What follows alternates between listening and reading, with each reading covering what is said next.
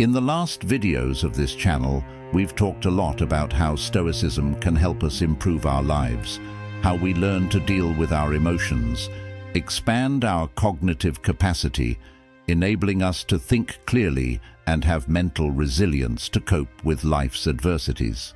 But how do we integrate Stoicism into some of the current difficulties of our day-to-day life in a more practical way? Have you ever used public transportation during rush hour, entered a subway, train, or took a completely crowded bus and got squeezed and had to endure the smell of sweat? Sometimes even drinks spilled, and some rude people who behave as if they were in their own homes, sitting beyond their seat limits, with their cell phones on speaker, forcing everyone to share their musical taste or their meaningless conversations. People like this are a challenge to everyone around and trigger very stressful situations, especially when the people causing the discomfort are rude, defensive, and antisocial. And when reprimanded, simply they respond rudely or defensively and continue their disrespectful behavior towards others. We've all been through this at some point, whether on public transport, at airports, in lines, or restaurants. Rude, immature, and ill-mannered people are everywhere. Difficult people are found in every corner of the world and in all areas of life. They simply don't know how to behave, or maybe they do, but they don't care about respecting others. How do you deal with these people within Stoicism? There are some answers. Dealing with difficult people is a common theme in historical Stoic books. They talked about deceitful siblings, bad parents, people who meddled in the lives of others, and those who abandoned their good manners and hygiene in a public restroom. So, what can we do about oblivious and smelly passengers, unpleasant co-workers, abusive bosses, or even narcissistic people we share our home with? In this video, we'll delve into how to deal with these and other difficult people, including those who smell bad, and living with narcissists through Stoicism. Now, before we continue with this incredible knowledge, don't forget to leave a like, subscribe to the channel if you haven't already, and activate notifications so you don't miss any knowledge, because it can change your life. First situation: dealing with idiots and impolite people. After Epictetus was banished from Rome, along with other philosophers, he traveled to Nicopolis, a city in northern Greece, where he remained for the rest of his life. In Nicopolis, he founded a philosophical school, and among his students was a young and brilliant man named Arrian. Without Arrian, it is likely that we would not be discussing the highly regarded philosopher today. He recorded a vast collection of lectures and created a booklet with his teacher's most important lessons. One of these lessons presents a pillar of Roman civilization: the baths. Public baths were common in the Roman Empire, and Roman bath culture, based on that of the ancient Greeks, spread throughout the Mediterranean. Baths were predominantly a social practice. Romans visited baths to meet friends, invite them to parties, and gain support from the people.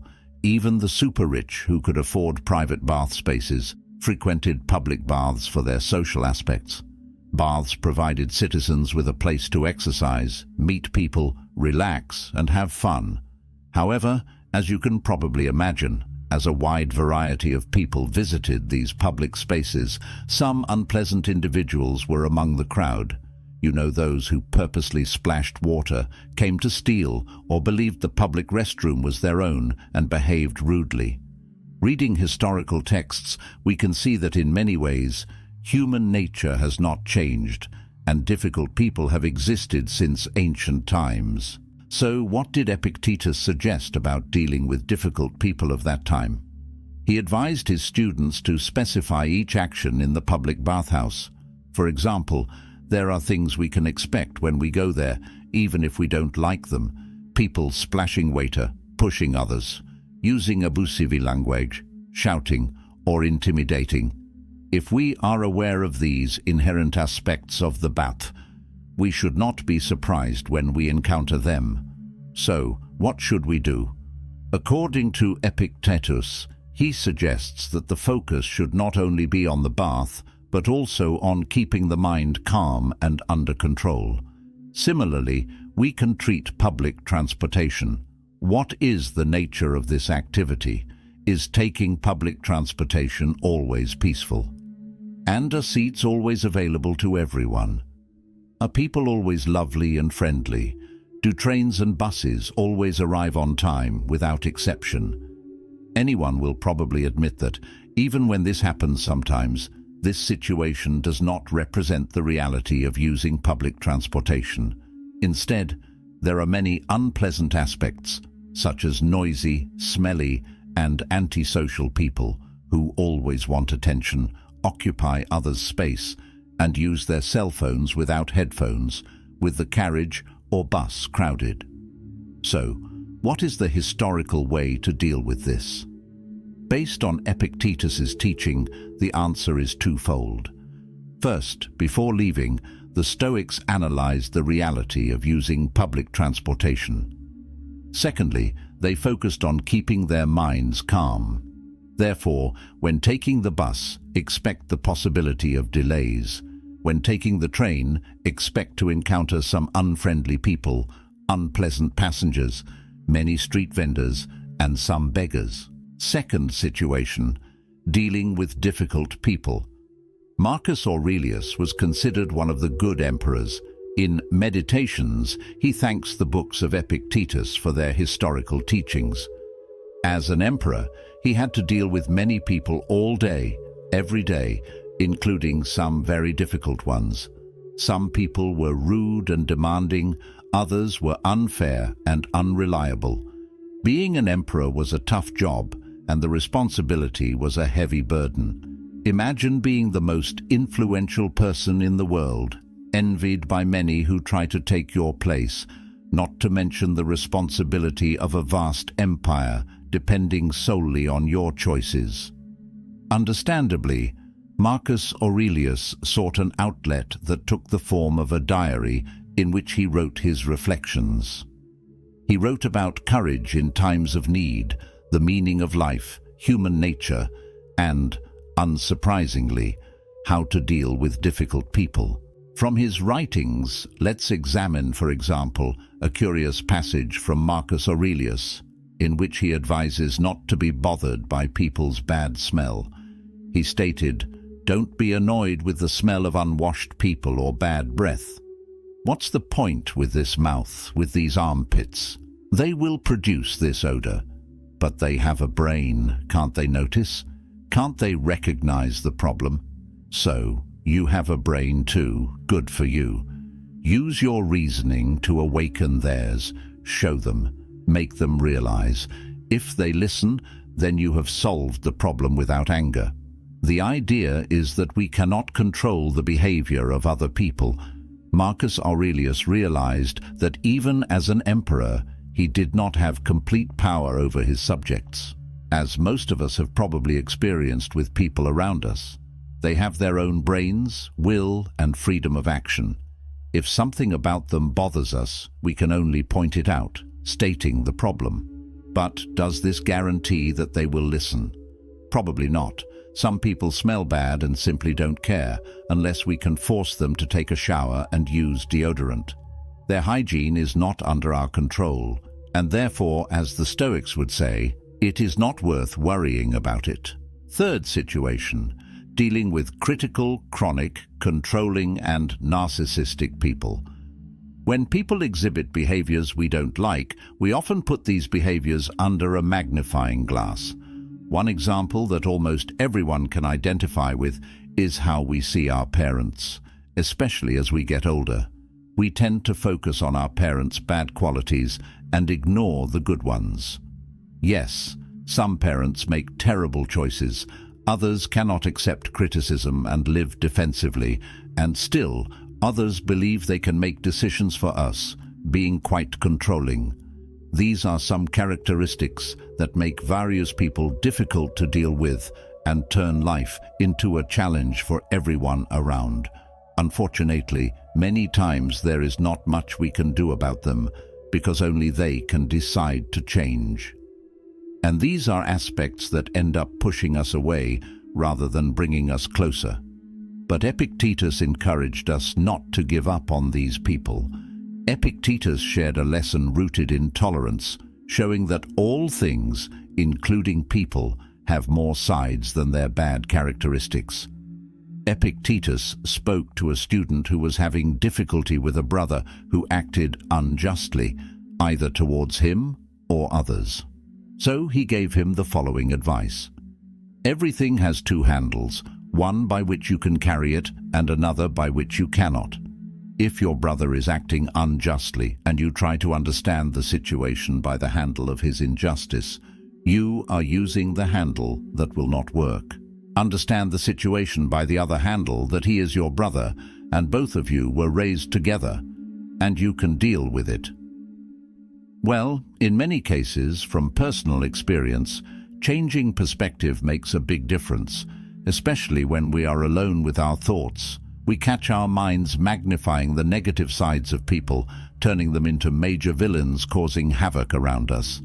The handle, as Epictetus called it, becomes more significant than the person it is attached to.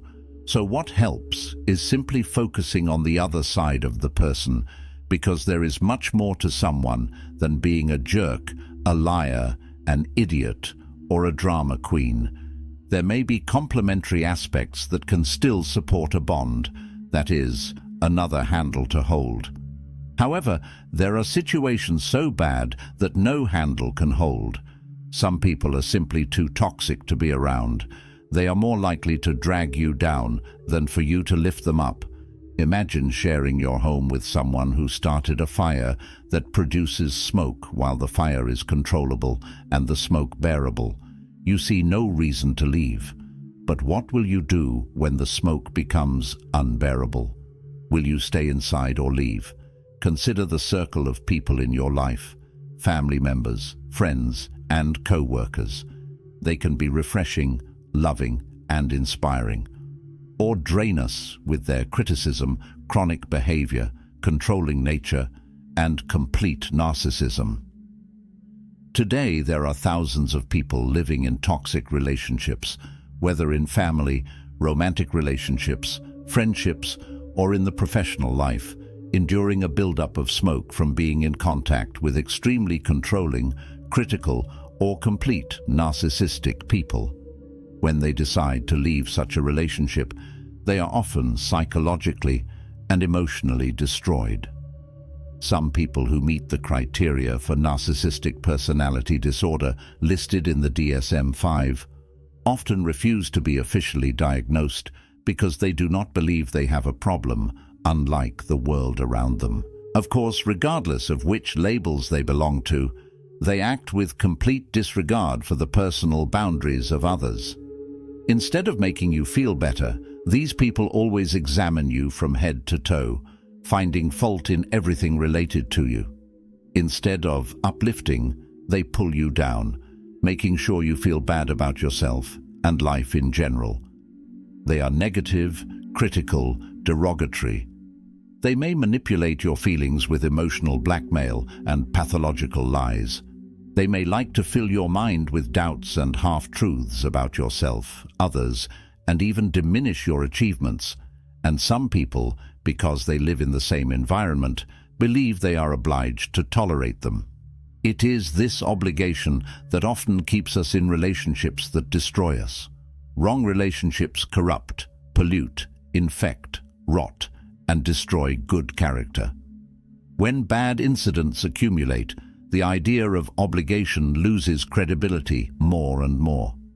We start to see the person not from our personal perspective, but from the role of authority or powerlessness they have in our lives, to see them as they are and the situation as it is. We must also recognize that there is a limit we should endure and stay true to. Epictetus's vast collection of recorded lectures, called Discourses, presents a comparison about the smoke in a house that goes like this. Someone made smoke in the house. If he made a moderate amount of smoke, I stay. If it's too much, I leave. The comparison is usually explained as an argument. saying that when life becomes unbearable, it's time to leave. Epictetus refers to difficult people. He tells a story about someone who didn't want to dine at someone's house because he couldn't stand their arrogance. So Epictetus concludes, just don't do anything as if you were overwhelmed or afflicted, or thinking that you're in a miserable situation because no one forces you to be here. He seems to emphasize our ability to choose when dealing with difficult people. The possibility of jumping out, if possible, is an option. At any time, the vanity of retaliation. When people hurt us, we can feed various fantasies of revenge. The saying, an eye for an eye, a tooth for a tooth, seems fair. If someone has harmed us by committing an injustice against us, don't we feel justified in getting even? Living in a toxic relationship causes this kind of feeling. For years, we think about revenge, about getting even.